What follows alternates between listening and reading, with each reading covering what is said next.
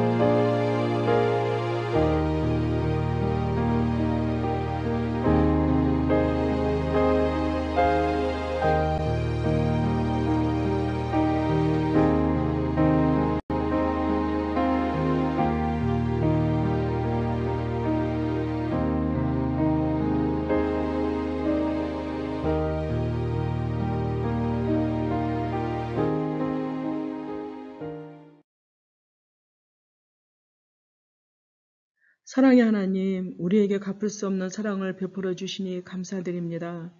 주님께 받은 사랑에 감격하며 우리도 이 땅에서 조건 없이 약자들을 돌보게 하옵소서.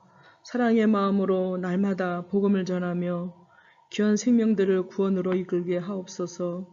하나님 아버지, 대명절인 추석으로 대이동이 있을 텐데 코로나가 더 이상 확산되지 않도록 국민들이 방역수칙을 잘 지킬 수 있도록 도와주시고, 코로나 사태로 경제적인 타격이 너무 크므로 대한민국이 많이 위축되어 있습니다.